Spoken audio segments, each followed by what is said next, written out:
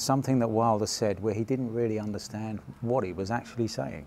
And like Stephen Espinosa, he said that sometimes when you lose, you win. And that was a great quote for him, you know. So Wilder there talking they're like selling y'all the wolf beaten tickets, man. people. You're eating them right up. Hey, pussy, are you still there? I back. Trust me, I back. But I'm not impressed by your performance. You'll do nothing. You'll do nothing. Shut your fucking mouth, you'll do nothing. You'll do fucking nothing. Not one of you will do nothing. I'll tell you what, bro. I was out there, I was fighting all the hitters, bro. You ain't fought no hitters. Come on, guys. It's normal. I'm not saying I would fight you. I would kill you. John, do you think I'm just gonna sit there and let you kill me, John? I mean, really? No, don't be scared, homie. I'd like to take this chance to apologize to absolutely nobody. The double champ does what the fuck he wants. I am gonna beat you into the living death. I mean, maybe that's your job, but where I come from, people like that get slapped. That's fucking illegal. Nick Diaz, you just shook up the world. How's that feel? Hey, I'm not surprised, motherfuckers. Yeah, this is a simulated death match. And you haven't simulated anybody's death yet. I said it last year. We're not here just to take part. We're here to take over. What is the game plan going in against him? The game plan is you go in there, hit him with some good shit, don't get hit, and come home with a pocket full of cash. Who the fuck is that guy? Everybody's on steroids. The whole UFC, everybody. I'm gonna go home tonight. I'm gonna drink a Coors Light. That's a Coors Light because Bud Light won't pay me nothing. Do you want to be a fighter? That is my question. Any of you radio personalities think you want smoke? Call me Mr. Chimney. I want smoke. Yes. What is up? MCR family? Hipsters here. Haters beware. I know it's been like a whole week without the show. Apologies. Apologies. Obviously, I had some TBV duties last week for the Wilder Fury fight week, but don't worry. I'm back. Like I said, MCR is not going anywhere. In fact, announcement probably later this week on some new additions to the show, some new revamping, some slight rebranding, and a lot more news to come later this week. That's all I'm going to say. Keep it mysterious, You know how it is. You know how I like it. But anyways, yes, some news to announce later on, obviously, in the week. But anyways, it is Deontay Wilder, Tyson Fury review and breakdown. Smash the like button, share the show, subscribe, all that stuff. Aside, listen on podcast form, drop that review. This is Mixed Combat Radio. If you want to call in, oh wait, hold on, that's weird. Blog Talk is not showing up right now. I mean, it's showing, but it's not like it's showing that's live. Let me fix it. Oh, it's live. There we go. Yes, call in 323-870-4051. Press 1 to get in the queue. If you are international, email me mixedcombatradio@gmail.com to get a free international permanent call-in link. But to digress from all that, of course, it is the fight. So let's just get to it. And quickly, because it is so controversial in nature, obviously Deontay Wilder Deontay Wilder, Tyson Fury being a split draw has led to cries of robbery, cries of corruption, all the usual stuff we know. Like it's the same dog and pony show every time there's a close competitive fight at a high-level boxing event. You get the same exact narratives from the fans and the media every time. Like, this is nothing new. I think those have been around the block for a while. This should be exactly on par with big fights. Big fights are close. Big fights are a little bit controversial. Big fights where, because of the nature of the fight, there are going to be a wide range of scorecards to have. And because of that, let's just get to my scorecard. Of course, if you're going to call in and call robbery, I really hope you yourself have a scorecard, because if you are calling robbery, corruption, all this stuff, and you don't have a scorecard, your stance is a little bit invalid in my opinion. And plus, let alone even having a scorecard doesn't mean there was corruption. But beside the point, let me read mine off just so we get out of the way. Round 1, I gave it to Deontay Wilder. Round 2, I gave to Tyson Fury. Round 3, I gave to Wilder. Round 4 to Fury. Round 5 to Fury. Round 6 to Wilder. Round 7 to Fury. Round 8 to Fury. Round 9, obviously, was the first knockdown. That was 10-8. Round 10, I gave to Fury. Round 11, I gave to Fury. And obviously, round 12 was a 10-8 round for Deontay Wilder as well. 7-5 on my end, obviously leading to a 13-13 draw on my scorecard. I know that may be a little shocking. And I get it. If you think it wasn't close, agree to disagree. I'm not really here to debate whether it was a robbery or whether it was corruption. I just don't think it was that. And I think if you think those things, you are more on the casual side of the meter, just being honest. You can have Fury winning. I have no issue if you have 115, 111 for Fury, or 114, 112. I have no issue with those scorecards. My issue is with the outcry and the outrage when it was obviously a close fight. We are all here on this show listening, and we all have different scorecards. We all gave different rounds to different people, especially in that first 6 rounds or so. So let's not act like it was not a close fight. It was. It was highly competitive. And on top of that, because I want to get away from the scorecard, because I think that's just immaterial, it does not matter at this point. The fight itself was fantastic.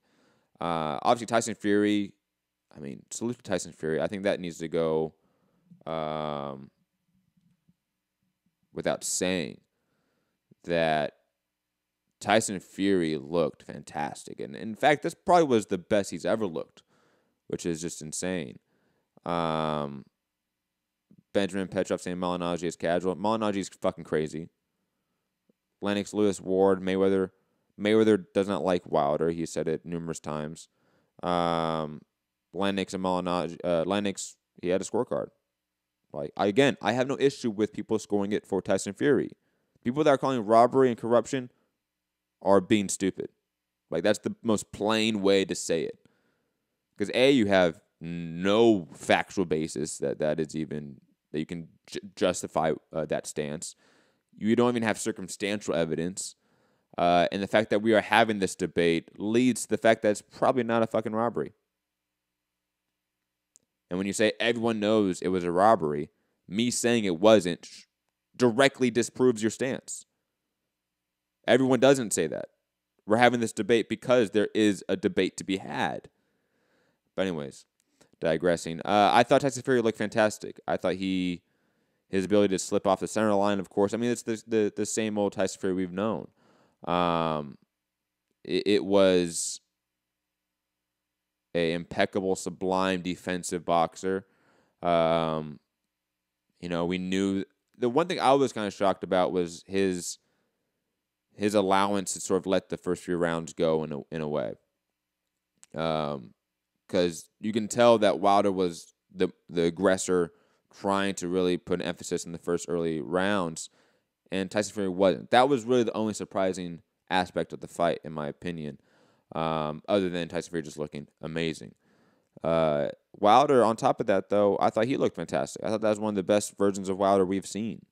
I thought his jab looked on point. I thought he was going to the body. I wish he went more, but at least he was going to the body. That's something we have not seen from Wilder often. And he did make the adjustments later on in the fight to land those 2 knockdowns in the second half of the fight, and 1 knockdown, obviously, in the championship rounds. And then, obviously, God knows how Tyson Fury got up like The Undertaker in that 12th round from that knockdown. But he did, and he ended up hurting Wilder, I think, towards the end of that round. In fact, just an amazing fight, honestly. And one that I think we can say is high technical for the people that call Wilder a bum. How can you look at that fight and say that Wilder isn't a high-level fighter? He obviously is. Fury is just such a sublime defensive maestro in there that he evaded Klitschko's right hand for all 12 rounds. He was able to evade the Deontay Wilder right hand fairly well up until the 9th round, and obviously in the 12th round. So I think we have something here where this was just a fantastic, high-level heavyweight fight, which we have not seen in some time. Even the, and I said this, I think, off-air on TBV Saturday, right, after the show. Even, like, the AJ Klitschko fight, that was much more of a brawl in a way. That was much more of like oh, what a great fight. Like, everyone's going to enjoy this fight. It has the knockdowns, it has the back and forth, grueling combinations. Like, it was much more of the brawling sort of heavyweight title fight. This one, to me, was far more technical. And I appreciated that. We don't see that often in the heavyweight division, especially in some time. I think that I think should be the underlying sort of consensus that we come to as a community, is that, hey, look, me and you can argue about the scorecard till we blue in the face, but that fight was fantastic. That fight was a close, competitive affair, and I cannot wait to see the rematch. If we cannot agree on that side of it, then maybe don't listen to my show, or at least call in.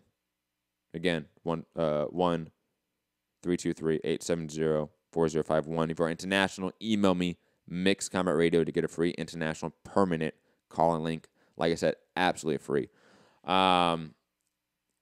Benjamin, obviously, writing for his man, saying Wilder gets points for shadowboxing and hitting air. No, he doesn't get points for that. What he does get points for is his jab, which was landing.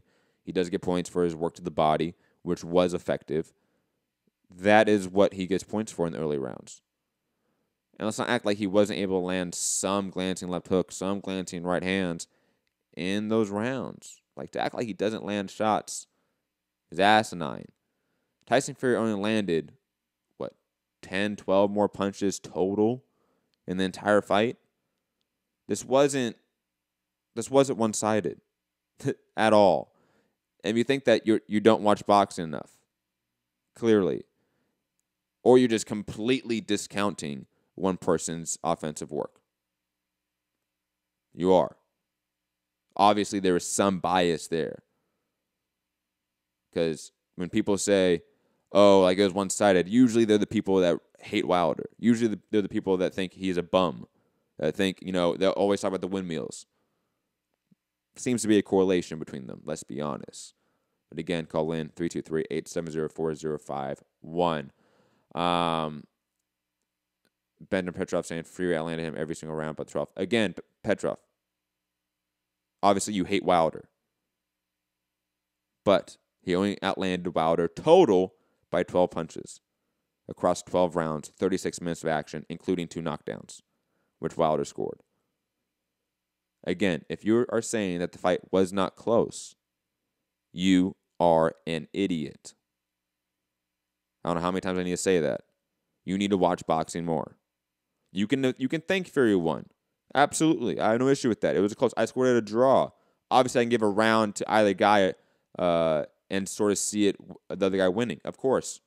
But again, if you think it's a robbery, you, sir, are an idiot. It's okay. Let's move on to the undercard. Jarrett Hurd versus Jason Wilborn. This was a fun fight for as long as it lasted. What was it? Fourth round KO. Jason Wilborn came to fight. Salute to him. Definitely willing to sort of go out on a shield. Was in Hurd's face throughout. And even caught Hurd with a few shots. It was pretty good. I'm not going to lie. Obviously, I think Hurd was sort of taking, going slow as he usually is. He is a slow starter. And plus, he is coming off the shoulder injury. But when he did want to turn it up, it was quick. It was rather quick when he decided to turn it up and put out Jason Wilborn quickly, because Benjamin is not getting my point. Saying so Mayweather, Pacquiao, Ward, Malonji, Lennox, they all are idiots. First off, they all did not say it was a robbery. They all did not say it was corruption. Those that did are being idiots. Yes. I've said that once. I will say it again. I don't know how many times. You guys need to understand it. It's okay. I know sometimes English isn't your first language. Sometimes it's hard for you. I get it. That's why you can call in. 323-870-4051, or email me, MixedCommentRadio, for that free international permanent call-in link, instead of just being this anonymous person on YouTube. Digressing, back to the Hurd fight. Once Hurd decided to turn up, obviously he turned up and got Jason Wilborn out of there. And then post-fight, I think, is where a lot of people should sort of pay attention to, or that is the story from the fight, so to speak. Is the Jermell Charlo in the ring talking shit to Jarrett Hurd and setting up a fight down the line next year, hopefully at the end of next year. Rubisky saying, Matt, that's not nice calling us idiots because we felt Fury got robbed. Well, I'm sorry.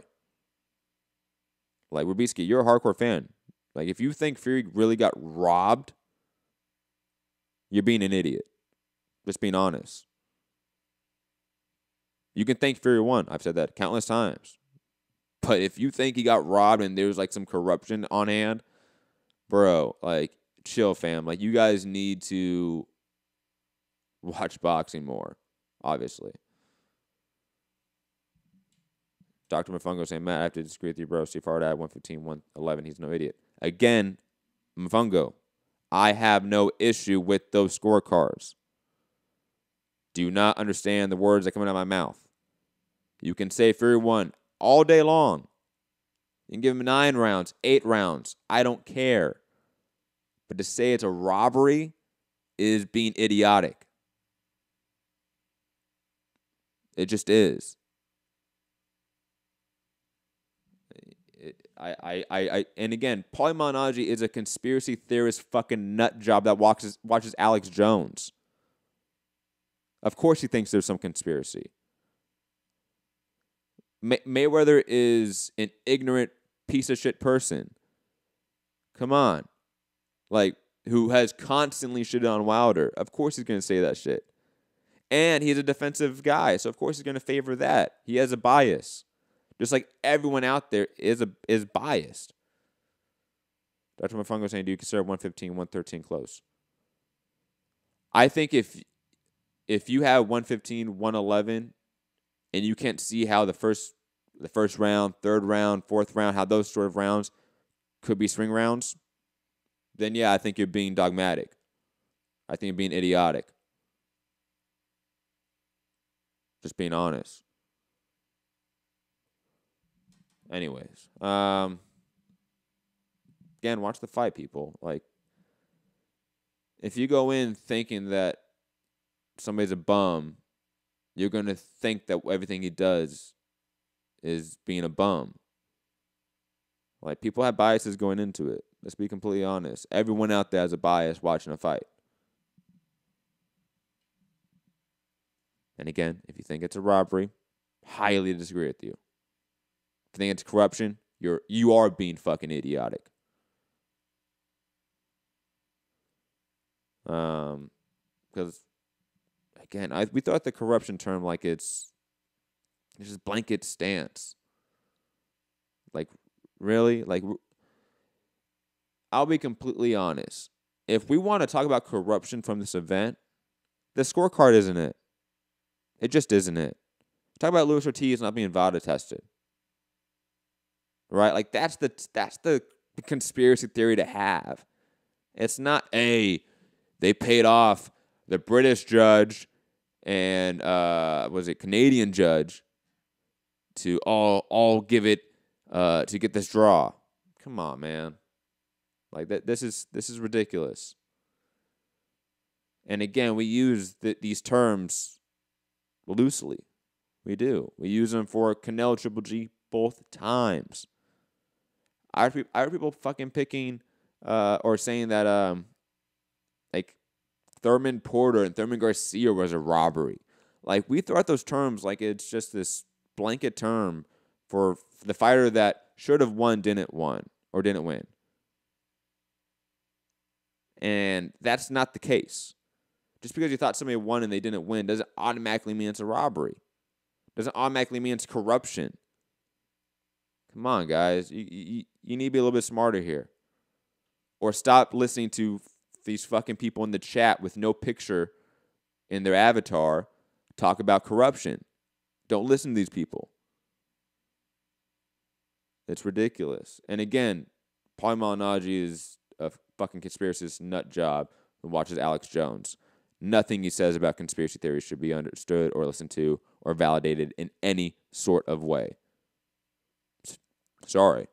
You can talk about the final points of boxing and technique. And that's the only thing he's an expert on. That's it. Only thing. Moving on. Speaking of Luis Ortiz versus Travis Kaufman. It was a 10th round TKO. Being ruled a KO, though. I don't know how it's ruled a KO. That's weird. I thought Luis Ortiz was absolutely dominant in this fight. I thought he won pretty much every single second of this fight. I thought he boxed beautifully. I thought he was on his toes a lot, working the jab, working combinations. And Travis Kaufman had no idea what to do. Shout out to Travis Kaufman being tough as he is, taking all the shots, but this was absolutely, utterly dominant for Luis Ortiz. I don't know what's next for him because there's really not much to say about the fight itself. It was pretty one-sided, and it was a very typical Luis Ortiz performance when it is that one-sided. I've been mentioning like fights like Dylan White, Gerald Miller, even though Joe Joyce obviously found the card who we're going to talk about. Those opponents interest me. Even a Joseph Parker off the comeback. I think he has either he won his comeback last week or it's next week. I forget when exactly the Joseph Parker comeback fight is because it's not on US TV anywhere. But like that sort of opponent range is what I want for Luis Ortiz. I don't want a Fury. I don't want a Wilder. I think those two guys need to rematch each other. That just needs to happen. I would accept an AJ Ortiz matchup in April, but I also would love Ortiz to get a fight against, again, like a Joe Miller, a Dylan White Chisora winner, a Joseph Parker. Those fights interest me probably a little bit more for some reason. I don't know why, but they just do. And again, shout out to Luis Ortiz. No VADA testing. But no, let's keep talking about a tight, close fight being a robbery and controversial. Let's not talk about the VADA and clean boxing program that is not testing guys that pop dirty before at all ahead of their fights. Let's not talk about that. Joe Joyce versus Joe Hanks for a one-round fight. It was pretty fun. Joe Hanks came out to fight. Salute to him. Definitely caught Joe Joyce a few times, due mainly to Joe Joyce being a very static boxer, stands tall, not really that quick, not really the biggest athlete in the world, to be honest. So he can get caught. However, Joe Joyce, his power is just so much better, and durability is so much better than these guys at this level. It just is. The second he started really catching Hanks, probably been down by a minute and a half in that round, you could tell he was going to get hurt. Like, you can tell it was going to be a wrap really quickly. And it was. Salute to Joe Joyce. Again, I mentioned him with the guys like Luis Ortiz, Dylan White, Chisora, Joseph Parker, Carlos Takam. Those are the level of opponents he needs to be fighting next. Gerald Washington, common opponents with other guys in the top. But that's what Joe Joyce needs to be doing now because fighting the Joe Hanks of the world, it only gets you so far. The Joe Joyce, not Joe Joyce, the, what's his name? Oh, God, why am I spacing on the name? I'm going to get so mad at myself once I see it. Lenroy Thomas. Yeah, shout out to Lenroy. Nice guy. That Lenroy Thomas fight was a really good step up and a really quick one, and then he sort of digressed from that. Similar to like a Gerald Miller, obviously, fighting guys like Bogdan Danu and Thomas and Domick, post Gerald Washington. It just doesn't make sense for your career. I would really like to see Joe Joyce take that step up. He needs to. I think he's old. I think, relatively old. He's 32, 33 years old, starting out his career. On top of that, again, I don't think he's the quickest guy in the division. And I think some of these guys at the very top are going to take advantage of that, to be quite honest. Moving on to the next card of the day. And it's going to be a quick show because I do apologize for that. Gary said he was going to call in. I have not seen any callers call in. Let me know if Blog Talk works. Anyone out there? 323-870-4051. Oh, there it is. 270-590. Who is this? Where are you calling from? See if it works. Or not. Damn. Blog Talk not working today? Anyways, moving on from that, we're going to go to the Adonis Stevenson. Gary saying I've called him in the queue. I'm guessing Blog Talk issues. Damn. That really sucks. Gary, email me. mixedcombatradio@gmail.com. Get that free international call-in link. Even if you're domestic, you can call in as well. That will always be up. That's way more consistent. And plus it's better quality sometimes. So if you want to do that, go for it. But in the meantime, Adonis Stevenson versus Alexander Vajdic. Wow. First off, what a comeback knockout, honestly. I know you may not think about it, but on two of the judges' scorecards, Vajdic was down heading into that 11th round and obviously into the championship rounds. If Vajdic didn't win those two last rounds, he, A, is not winning the fight. B, I don't know really what the narrative is around Vajdic post-fight, because Adonis would have, narrowly got away with it, or maybe a draw. But now with the knockout, and obviously with Adonis Stevenson in induced coma and now being stable, prayers for him. I obviously for his family and everything like that. Regardless of Adonis Stevenson's past transgressions, you don't want that to happen to anyone. Let's be honest.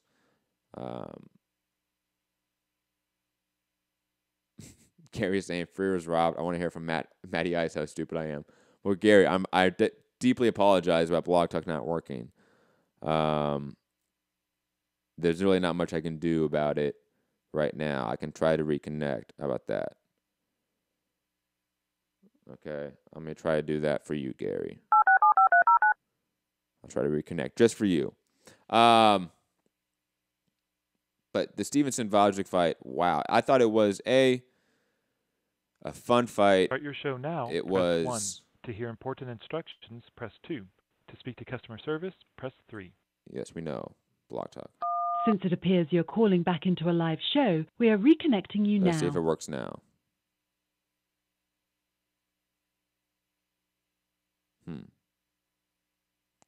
Doesn't sound like it. Okay. Let me just exit out of that. I apologize for the technical difficulties. But digressing, Stevenson-Vajdic. Stevenson was highly aggressive in the first few rounds. I thought that was a bad move overall, mainly because we know that Stevenson, especially later on in his career now, has had cardio issues. And I knew that if Vajdic could survive that, it could be dangerous in the later round. And it turned out to be that. Stevenson was deeply, deeply tired. He was pretty much compromised in that 11th round. And Vajdic started landing combinations and started hurting him. That finishing sequence was absolutely brutal. Gary, I just sent you the link right now. By the way, there you go. Gus, and it's all about Gary. I'm sorry, Gus. Gus, if you want the link too, Gus, just email me. Anyone can have the link. The link is open to anyone. You just have to email me. That's all. We're saying, Matt, what's up with Teddy Atlas? At least he is so extra with everything. I love Teddy, man. What do you say? I think he had a new one. I think he said, "You're a piranha. Little bites, little bites." God damn it. I loved it. But Vajdic, my my concerns about his head movement and sort of lack of defense is still there. He relies too much on footwork and being out of range to evade his opponent's offense. And that is concerning. That is highly concerning. But I really don't see anyone on the horizon that can really take advantage of that. Like a Bivol, Beterbiev. Like these guys I still think are on maybe the same level as Vajdic. Eloy Alvarez maybe. It's a weird time for that division because it's clearly a new generation, right? Like this is the last nail in the coffin of the Ward, Kovalev, Stevenson era of light heavyweight. Now it's the Bivol, Beterbiev, Vajdic, and Alvarez era. And to me, there doesn't really seem to be, an all-time great in that mix, I'm going to be completely honest. 2, doesn't seem to be a lead contender out of that group as to who is to take over. And also 3, none of them are going to be stars. Right? Like I don't see any of them becoming like massive draws anywhere. Like I really don't see it. Like maybe if they take them back to Eastern Europe for some of these guys, potentially. But it doesn't seem like Main Events wants to do that for Bivol. It maybe Eddie Hearn and DAZN can do that with Beterbiev. That's possible. Vajdic, with top rank, I feel like obviously he's going to be put around, undercards of Crawford and guys of that nature on pay-per-views. With the way it's looking like the future is going to be, it's going to be interesting to see what happens with this division. Potential Lunatic actually bring up a great point, saying would love a light heavyweight World Boxing Super Series for next season. On top of that, they just know. Shout out to Gary. Turn on the radio in the back. Thank you, Gary. Thank you. Turn down the radio in the back, or if you're listening on speaker like through your computer, Gary, turn down the volume a little bit. Just get a little feedback, and I'll get to you in a second, so I can tell you how stupid you are.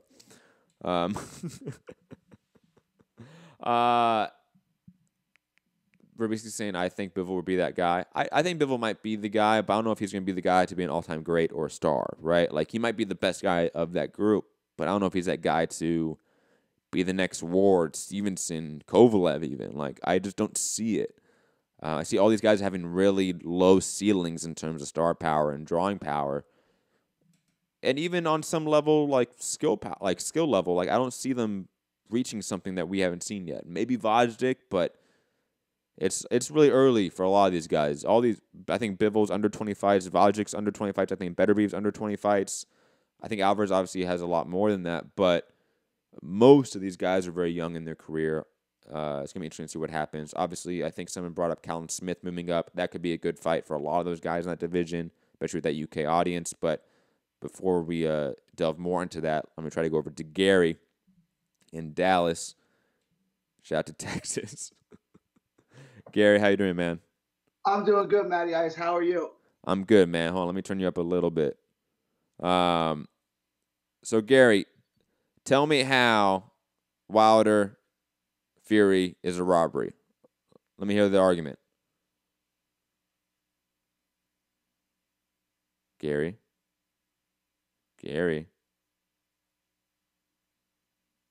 Did Gary just drop off? Damn, Gary, that's so sad. Let me get the sad soundbite for you. Damn. R.I.P. Gary. Phone line just having a bunch of issues today. Anyways, Fat Apple saying watch out for Buatsi. I mean, Buatsi's a great prospect, don't get me wrong, but I don't think he's going to be an all-time great. Like, I don't see that yet. You know, like there's certain guys you can just sort of tell, like, man, they have a lot going on. Buatsi definitely has championship caliber in him, but all-time great caliber is just a different look to them. Assam Malik saying better be just as old as Kovalev, but he's not as old as in like fighting years. Like he's had a much longer amateur career than Kovalev. But Beterbiev is much younger in terms of pro years, that wear and tear on him. He's much younger. Gary, what's up, man? Can you hear me, Matt? Yes, I can hear you. Okay. I went to move my laptop and I shut it down by accident, so that's why I hung up on you. But I called you back to my phone. Yeah. So I want to hear how stupid I am. I had it 9-3. I scored every round for Fury except for the 2 knockdown rounds and the 5th. So I had it 115, 111 Fury. Okay, hold on. Let me just bring up my scorecard just so I can look at what you have. The 5th. Huh. You see, you gave the 5th for Wilder. I gave the 5th. Yeah. I gave the 5th for Fury. I thought the 5th was close, but like Emmanuel Stewart always used to say you get 1 for showing up. So I was like, okay, I'll give that round to Wilder because I thought Fury clearly won the first 4 rounds and was clearly in control. Now, I'm not saying Fury was dominating him and kicking his ass and taking him to school, but he did more every single round. So when you score the rounds, Fury won the rounds. See, I disagree with your assessment of those first 4 rounds. For example, I gave the first round for Wilder. I gave the 3rd round for Wilder. Especially in that first round. I mean, only talk about the first round because it's more fresh in my mind. Wilder was highly active in that round. He came out aggressive, throwing out the jab a lot, jab to the body a lot. Actually threw a couple right hands to the body as well that landed. He may not have landed up top of that right hand, but he was landing to the body in that round.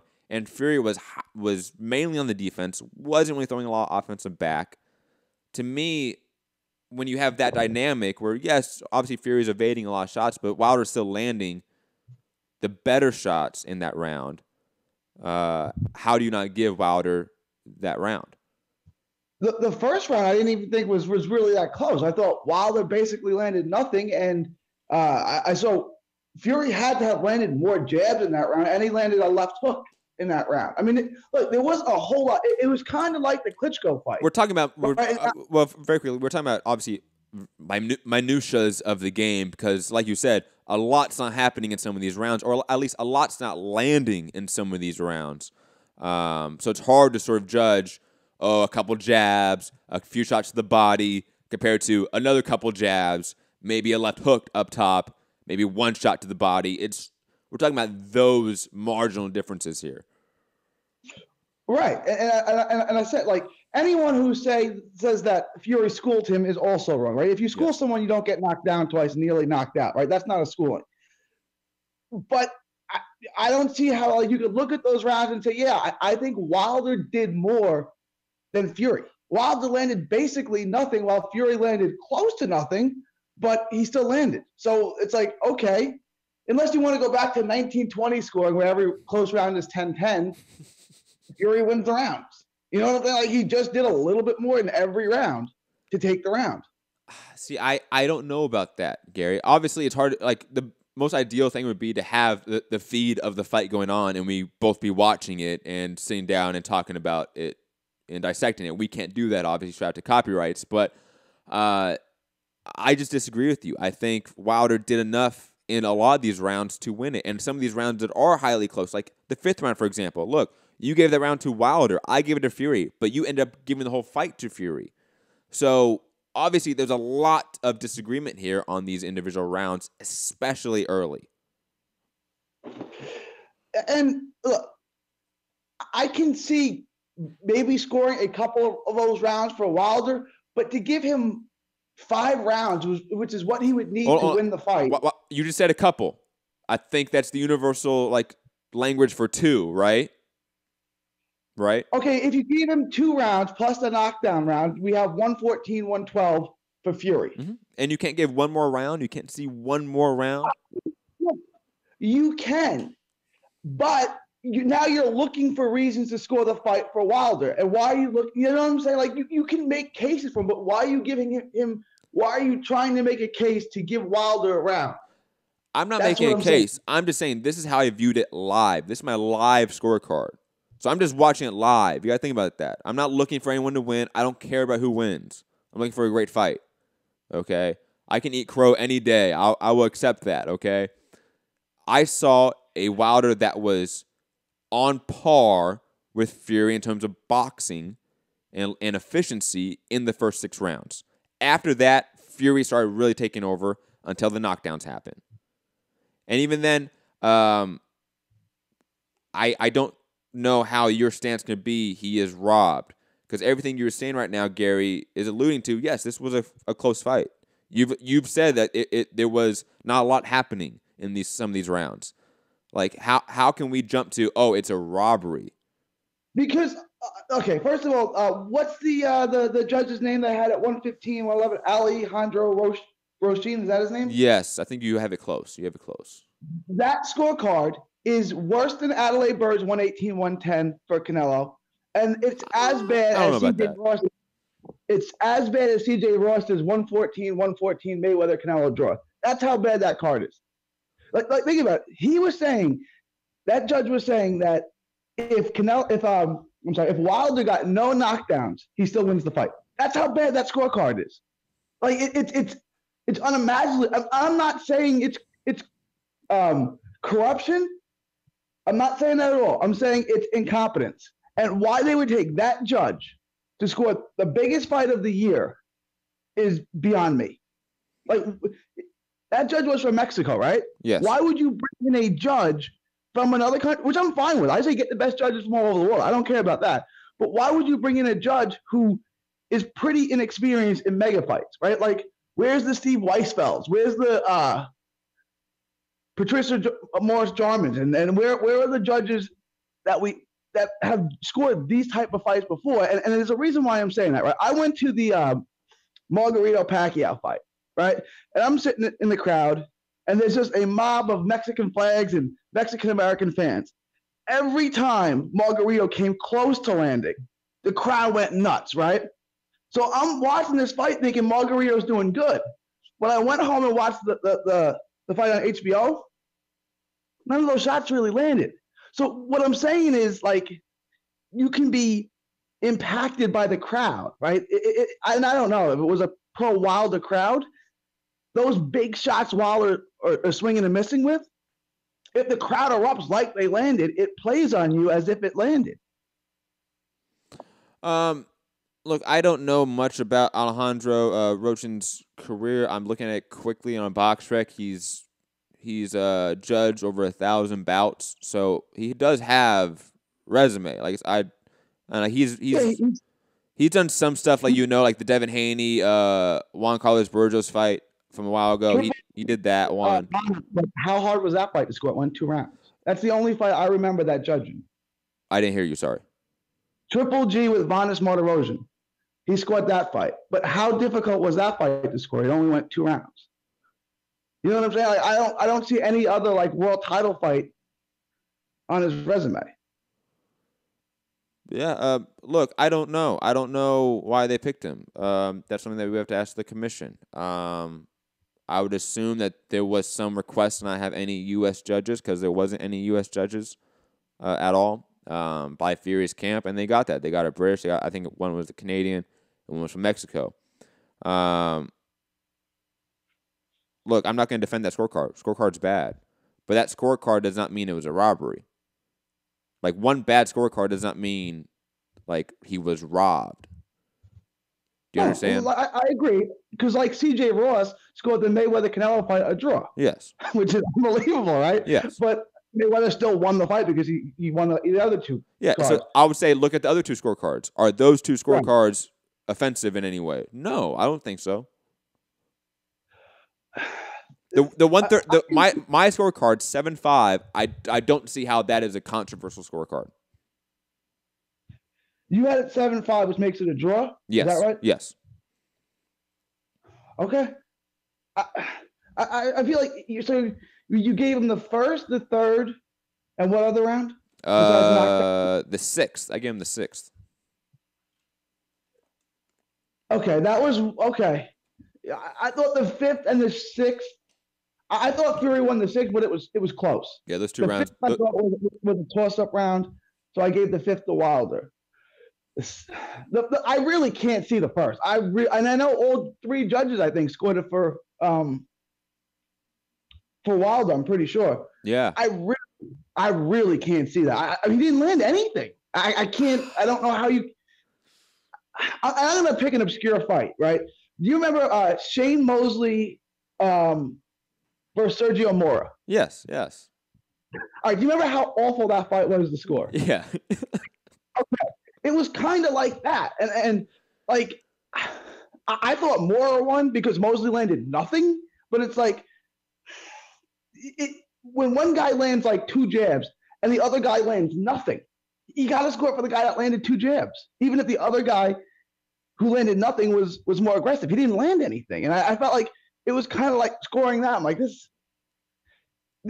there's not much to score here, but the only guy doing any scoring is Fury.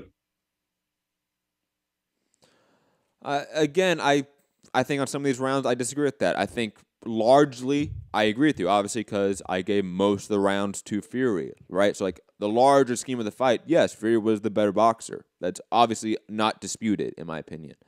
But I think enough rounds outside the knockdown rounds you can give to Wilder based off of his jab that was landing, based off of his body work that was landing, though he should have thrown more of it to win more rounds. And on top of that, obviously, the 2 knockdown rounds. So, but even within those 2 knockdown rounds, Fury accounted himself for pretty well. Like, I wouldn't really make this argument, but if somebody did, I wouldn't really scoff at it. If you say, like, round 12 was 10-9 because Fury was able to really hurt Wilder towards the end of that round.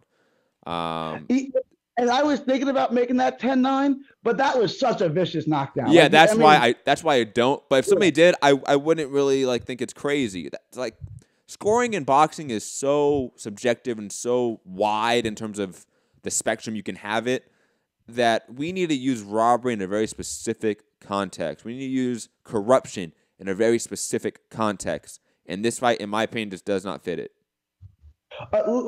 Okay, Lewis Holyfield won. Was that a robbery? You know, I haven't watched that fight since I was like 13. Okay. From what I remember, yes. Everyone says it's a robbery. So I probably need to go back and watch it because everyone's been referencing it, obviously because of this fight. So I'll go back and watch it probably tonight or tomorrow just for you, Gary. Whitaker Chavez. Was that a robbery? Yeah, that was pretty close to a robbery. That was pretty close. But even that one, like, I think we overused robbery for that fight a little bit because Chavez was really competitive in that fight. Whitaker just seemed like he outboxed him in more rounds a little bit.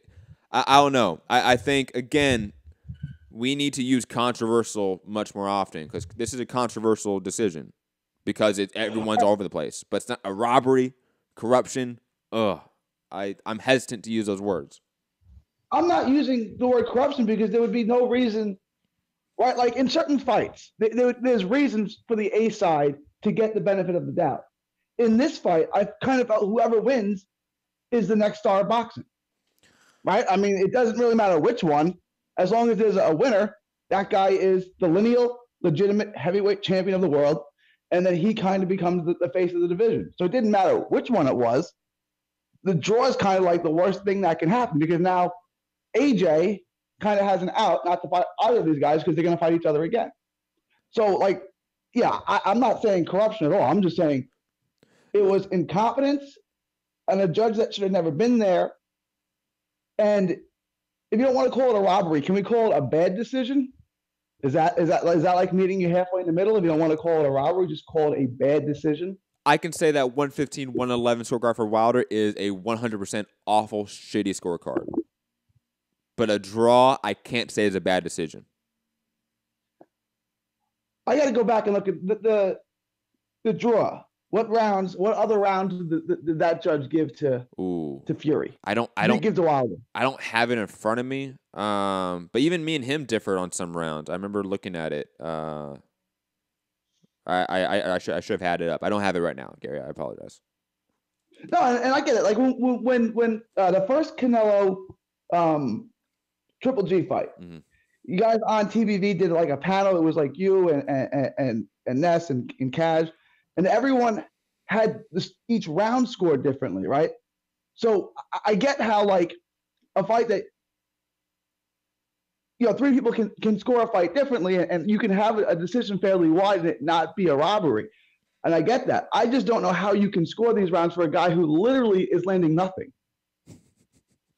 I get it, Gary. Trust me. I 100% understand your point. And my only thing I would add to it is that I understand that you and others can differentiate robbery and corruption, but most out there listening, most consumers of the sport, when they hear robbery, they hear corruption. They think someone's getting paid off. Most people think those things are connected, unfortunately. Let me ask you one more. Pacquiao Bradley, the first fight, was that a robbery? No, I'm more of the see. I was such a Bradley fan. I'm a little bit biased. I'll admit that. I thought that was controversial. I thought Pacquiao probably should have won it, but I could see 7 rounds for Bradley in that fight. Okay, I had it 6-6, right? And if you watch the fight without the HBO commentary, every round is pretty close, right? That is a really difficult fight to score. So it did seem that the Showtime crew was rooting for Fury. I don't know why, but it did seem that way. Yeah. Just like it seemed like HBO was rooting for Pacquiao. So maybe I need to go back and watch the fight with no sound on like I did the Pacquiao-Bradley fight. Because I scored the Pacquiao-Bradley fight 6-6, and then there was all the outrage, and I went back and watched it with no sound on. I was like, no, this is a really close fight. So maybe I need to go back and watch it without Showtime barking in my ear and see if maybe Fury wasn't landing as much as I thought he was.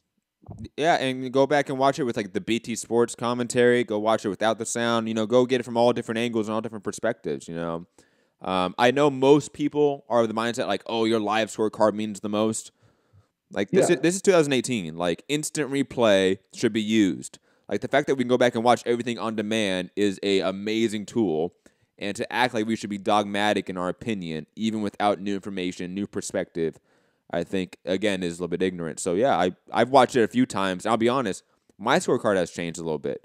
Like, I've scored it a couple times since then, and I gave the first round to Fury one time when I was watching. I gave the 5th round to Wilder one time when I was watching it. Like, the scorecards change every time you watch it almost.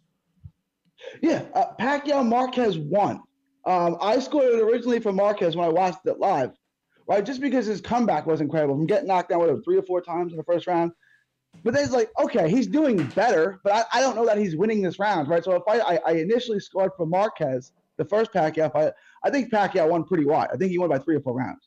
It's like, so, yeah, I mean, going back and watching the fight is like an objectively fair thing to do because, like, sometimes you get carried away in the fight itself and you start scoring rounds for the fighter just because he looks like he's doing better. He's not necessarily winning, but he's doing better. Okay, quickly, I shout out to Anthony Walker from Showdown.com, obviously a good friend of the show, sent me the screenshot of the judges' bout sheets or score sheets. Alejandro Rochin, oh my God. Okay, this scorecard's so bad. He gave the first 4 rounds to Wilder. Like, that alone is just horrendous. Like, I can't see that. So that's bad. He gave the 8th round, and then he gave the 8th round to Wilder, and of course the 2 knockdowns. So you gave the first 4, the 8th, and then the 9th and the 12th. Yep. Yeah. Wow. So I think he had him down 4-0 at the first 4. That's amazing. I had him up 4-0. To put in perspective, and then he gave the 5th round to Fury. And the 6th, he gave the 2 close rounds to Fury, but the 4, wow, that doesn't even make any sense. And to put in perspective, Robert Tapper, who scored it for Tyson Fury, had it. Oh, hold on. Had the first 4 rounds. He gave the first round to Wilder, like every judge did, and then he didn't give another round to Wilder till the 7th round. And then the 9th and the 10th. So scorecards are all over the place, even within these zone judges. Yeah, I mean, I'll go back and watch it again with the sound off. It won't be till this weekend because I watched that at my dad's house. I didn't order it myself. I pay for everything. I let him buy this one. So they're re-airing it on Saturday. I'll watch it with the sound off and score it again. and see if I get anything differently. But there were two other things real quick I wanted to talk about. And I know Eddie Hearn would never do this, but how would you feel about this fight? Luis Ortiz versus Usyk. Hold on very quickly, Gary, because you wanted to know a high-level fight that this judge scored, and you're gonna be very happy about this one. He scored Danny Garcia defeating Mauricio Herrera 116-112. So this guy has a history. This is like Gail Van Hoy, but of Mexico, right? Like this guy has a history of being a bad judge. Yeah, this is just a bad judge. I thought Herrera won that fight. Like I think more people did, right? Yeah. Okay. 1-6. So he was okay. At least he didn't show any bias in the Mexico-Puerto Rican rivalry, and he scored the fight for the Puerto Rican fighter. That's good. He is just clearly a bad judge. Yeah. So, Gary, what was your last question? Sorry. Yeah. And I know Eddie Hearn would never do this, but I just got to thinking, Luis Ortiz versus Usyk. Is that a fight that you think would have any interest? And it was a fight. Was that a fight you want to see? Do you think it's a good fight for Ortiz? I'm okay with that fight. I don't know if that's the number one fight I would want to see from either guy next, but if, let's say that's made, I'm 100% hyped for that. Two southpaws against each other, two guys that are probably the outside, maybe like Tyson Fury, obviously. Probably the two guys, obviously with Usyk moving up to heavyweight, they're the two best guys when it comes to footwork in the heavyweight division, arguably. So that would be nice to see. And plus, Luis Ortiz is a durable guy. He has tons of power. Like, that would be a real test for Usyk to start out his heavyweight career. I wouldn't mind it. I don't know if it's the fight I want to see, though. I'm just thinking, right? Because you're going to get the Fury Wilder rematch.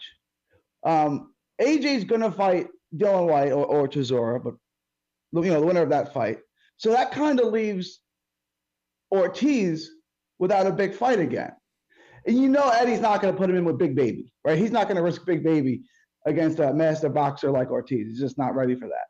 So, who's Ortiz going to fight next? He's going to have to fight like another B or C level guy, because there's just no one else out there.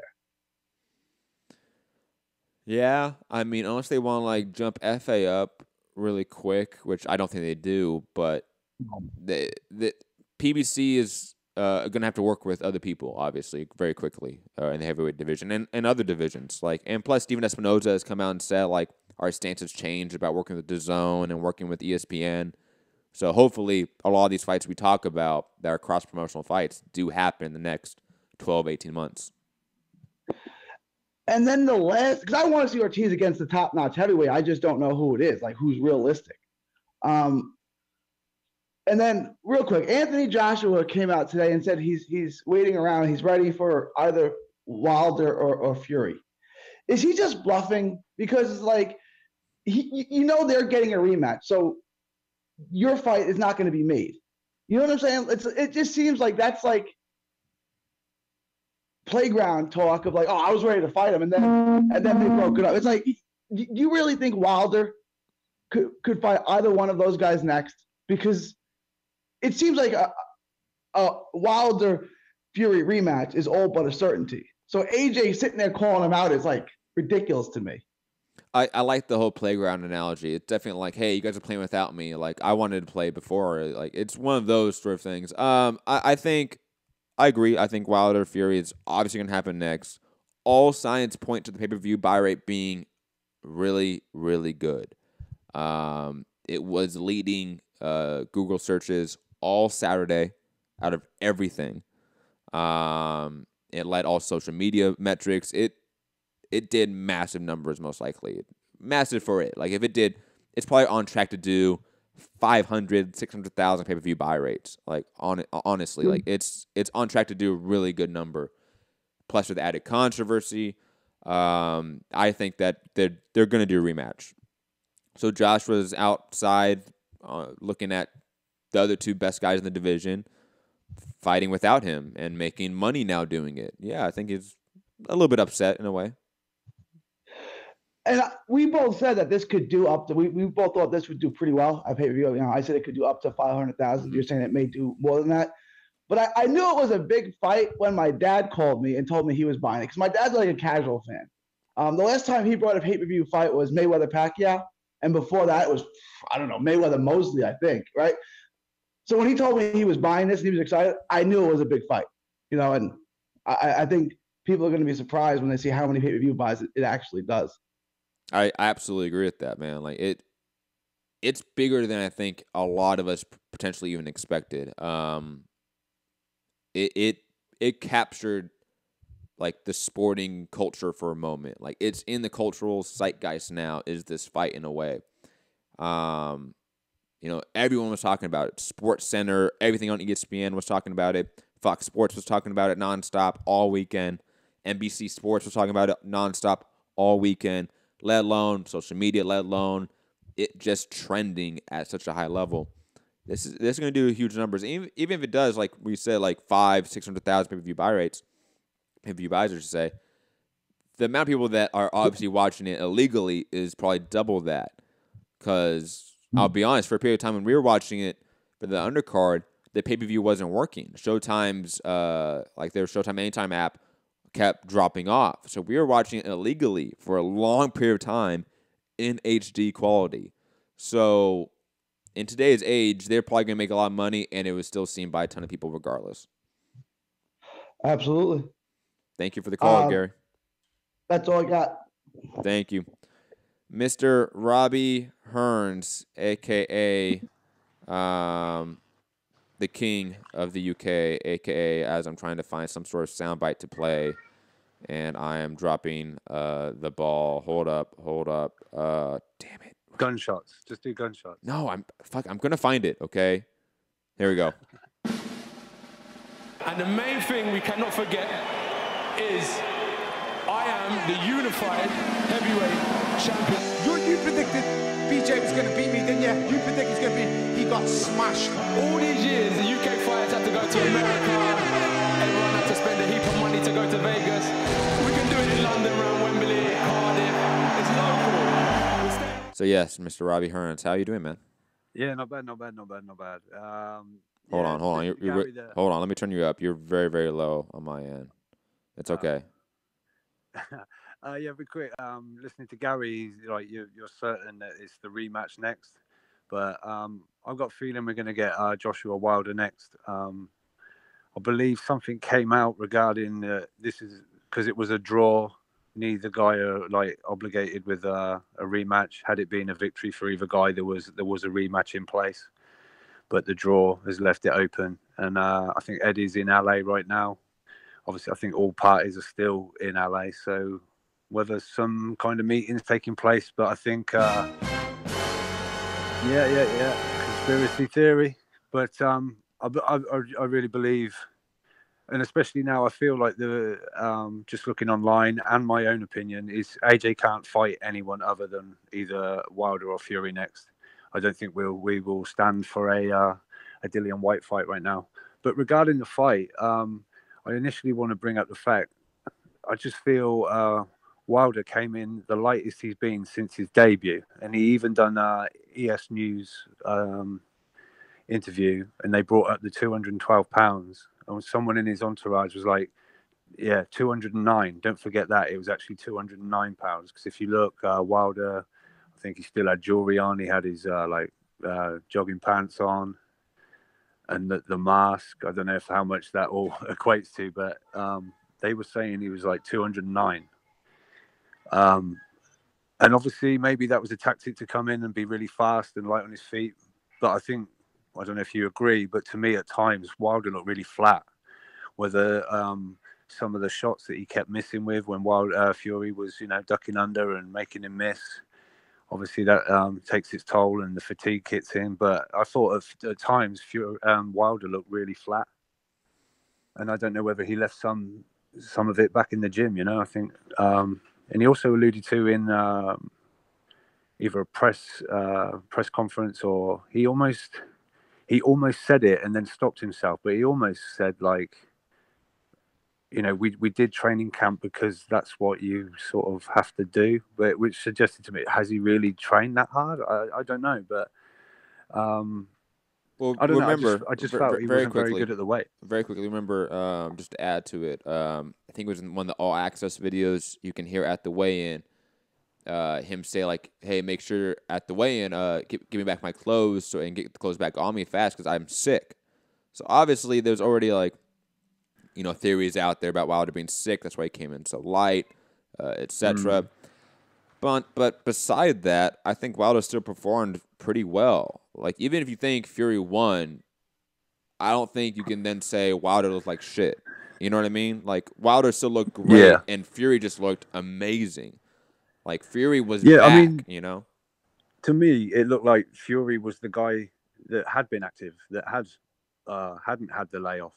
Mm-hmm. And at times I just felt it looked like Wilder was, really sort of struggling with it. But as far as the robbery and the corruption and the things like that, I gave Wilder obviously the 2 knockdown rounds, and I think I gave it round 2.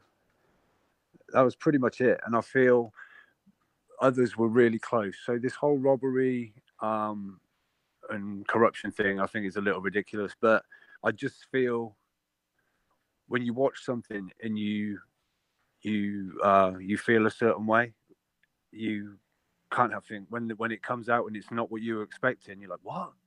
Oh, he's been robbed. He's been robbed of his rightful, like justice hasn't been served. Mm-hmm. And I think that's sometimes a lot of people come from robbery, and at times I think people confuse robbery with corruption, because obviously we've seen a ton of like maybe hometown fighters get the decision when maybe you think, oh, that was close. I thought the other guy got it, but he's in his hometown, and these are things that we've come to almost expect in boxing. It's not right, maybe, but that's kind of how it goes. But I just obviously that 12th round, how the hell he got up, and almost, because I was going to say to you, like, do you think there's a case that on one of the rounds he was knocked down that he actually got up and won the round? Is it then like a 9-9 round? No, like the only way you can really win the round back after a knockdown is you have to knock down the opponent. Like, return the knockdown. Yeah. I just saw a few people mention it, and I thought, oh yeah, I wonder. I don't know. Can't remember seeing it myself where a guy's got himself up off the floor and maybe dominated a round, and it's been given as like a 9-9 or whatever. But I just wondered if that was maybe something you could debate or what. But maybe you're right. If you get up and knock the other guy, back down as well, maybe that ties things up, and you can then kick on later in that round and maybe win it, despite being knocked down yourself. But like obviously the 10-8 can be moved to like a 10-9. Like obviously me and Gary okay, mentioned maybe like that then. Yeah, and also just back on you say sorry, I forgot his name. The guy sent you the scorecards, the official cards. Yeah, Anthony. I think you'll find. Yeah, that's right. Sorry. I think you'll find.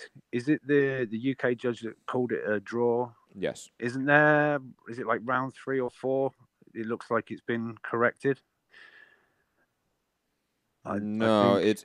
I think you're thinking round 6. It's round 6, but it's not. Okay, yeah. One of the rounds is like it's like almost like a scribble, and then like they've redrawn over it. But it's a scribble of the total count, not of the round count. So like the 10-9, there's nothing changed to that. What is changed is the total. So he probably did the math wrong. Okay, it's just, and then change it up. Then people look at that and go, no. That's where sometimes the corruption or the robbery thing comes. No, if it was, we always get these. The actual scorecards, we get the photograph, but as soon as someone sees a correction, or if the Tipex goes on and it's adjusted, people feel like, oh, hang on, they've added it up. How can we swing this? How can we get the result we want? I think that pops into people's minds as well. But it is what it is. But I feel shit. I just said it is what it is. It was a great fight, and talking about the numbers, I was one that thought this was going to be on the lower end. I didn't think it was going to sell too well, and I really feel that final press conference, Wilder going off crazy with the The 400 years, the My People thing, and Radio Raheem with that whole incident, and obviously the melee and the chaos and everything. I think that really helped kick it on, because I felt after the press tour, the 3-city tour, and up to almost fight week, things had gone a little bit dead. I know Showtime put out, some really nice, crazy promos, but I just felt it had sort of, the buzz had kind of dropped again, and then we were getting all the, it's not selling very well, and what pay-per-view numbers will it do? But I really feel that fight week really ramped things back up again, and I wonder, what effect that kind of, the headlines that brought along, and I think it raised another sort of peak of interest again, and maybe enticed however many people to, do you know what? I think I'll buy it. I think I'll get the pay-per-view. So, what was the temperature like over there in the UK? Like, did it seem like a lot of people stayed up at 5 a.m. and watched it? Did it seem? Well, I think there's a definite argument that this may be purely people buying it, numbers. I think there's an argument it may be sold more pay-per-views here than over there. I feel, despite obviously the massive size differences, I think there was a big interest in this. I think, well, as it turns out, it looks like both sides of the pond. I'm expecting a bigger number than I thought, just based off, like you say, the Google trending. It was like over 2 million plus or something. I think I saw. Every boxer had their opinion on it afterwards, and I really feel like I say, I do believe the last week of fight week, I think that really helped, really raise people's interest in it again. But I just want to obviously do my UK thing, but I think this has almost been worldwide. The respect and admiration and all the plaudits and whatever for Tyson Fury, just no one saw that coming. And I think there's an argument that Wilder's team didn't expect this Fury, although it was going to be, Fury's really good at talking. He's going to sell the fight. He's going to make it seem big. It's going to be that. But he's just come off X amount of years layoff and then come back and face Sefer Seferi and Francesco Pianetta. And that is no way, shape or form, any kind of form that's going to get you in a WBC heavyweight title fight against Deontay Wilder. We all thought Fury was going to get knocked out. And like I say, I think Wilder's team perhaps even thought that. And but what a performance. What a performance. I mean, you can say this is his best performance, and maybe it is because it was against such a formidable puncher. But obviously the Klitschko one was maybe slightly even better because he just made Klitschko not throw anything. He just bamboozled him. But just insane. And that knockout and getting up and finishing the round strong. I mean, I think I done a little post of it. Fury flat on his back, and then the SpongeBob SquarePants, like 1 minute later, and he's up with his hands behind his back, sticking his chin out in the air, saying, "Come on, let's have it." And then I think a few seconds after that, they got into a clinch. Referee breaks them up. Fury basically pushes the ref with his arm, like, "Get out of the way, let's have it," And it's just like, oh my God, just stay away from him, stay away, And for me, like I say, a lot of rounds were real tight, but Showtime and BT throughout the fight, BT coverage was saying, we've actually got the same scorecard as we've just heard from our colleagues from Showtime. They've got the same card as us. And it was kind of like Wilder's got to knock him out in the 12th. And it was like, yeah, he's good. He's just got to stay away. And then the knockdown. And you're like, I've still got him winning, but that's just completely thrown the spanner in the works, that knockdown, if he could have just stayed away. And one last thing I just want to bring up, I think Ben Davison needs a massive, almost collective apology from a lot of people, because they doubted his credentials. They doubted Freddie Roach came in. That's a sign that he's out of his depth.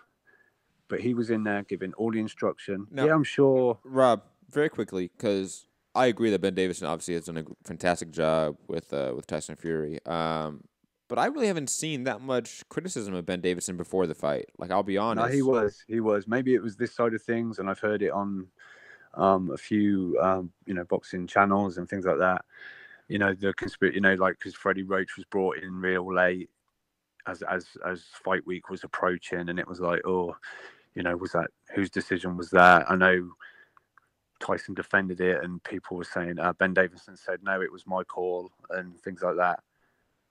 And I saw stupid shit saying, oh, you really want Freddie Roach as your cut man, obviously referring to him shaking and stuff like that with his condition. But Ricky Hatton was obviously involved, but he was the guy giving instructions to Fury. He was the one who's coming back to in the corner, looking at him and saying, brilliant, keep doing what you're doing, don't get sucked in. Because if you notice, periods of time, Wilder was hanging back and I think trying to lure Fury into coming forward. And Andy Lee, who was working for BBC radio commentary at the time, was saying he kept looking over, and every time Wilder was hanging back and almost trying to lure him in, Ben Davison was shouting, don't go in. And then, sure enough, Wilder started coming forward again. So, he's obviously not only been a great trainer, as in he's made Fury lose, I think, the equivalent of Ricky Hatton when he was fighting, which is quite ironic considering we saw the photo of them both completely out of shape in the gym. But he's also got, obviously, a good boxing brain as well, I think. So, I just wanted to give a shout out to him. But yeah, it was a real good fight. I hope it's done great numbers. But I think watch this space, and April 13th we might be seeing undisputed heavyweight title fight at Wembley in front of 100,000 people. Wait, you think that he just forgoes the rematch and fights AJ? Like I say, I think there's like some loophole in the contract. No, I understand that. But you think that he just goes and fights AJ off a draw? Yeah, I do. Yeah, I do. I think we've seen. Are you off your tits? Have you been smoking something?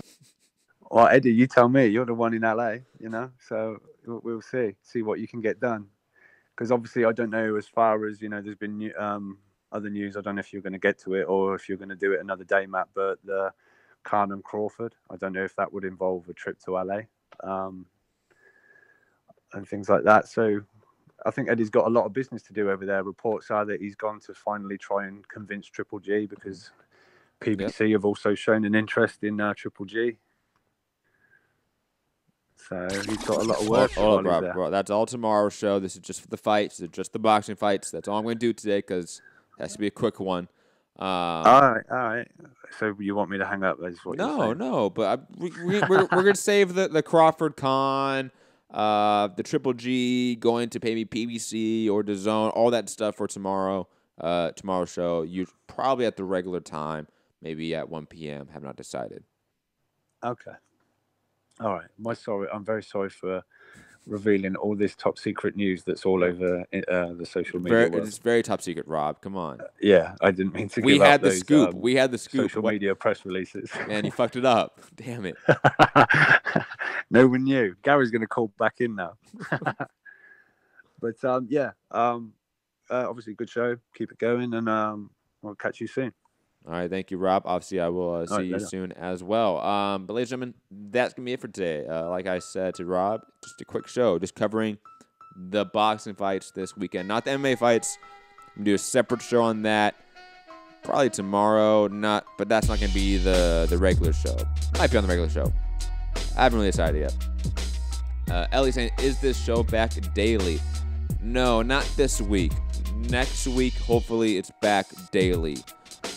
It might come back daily by like Thursday this week, depending how things span out. But there's just a lot of stuff happening around my house, doing a lot of renovations, a lot of stuff, just busy with life for the next few days. But hopefully next week or later this week, goes back to a more regular schedule. And of course, like I said at the top of the show, we do have some announcements coming, some new additions to the show, some potential new hosts, and yes, that is plural, hosts, some new content, some new sort of scheduling that's all in the works. All sort of being planned out, all preliminary.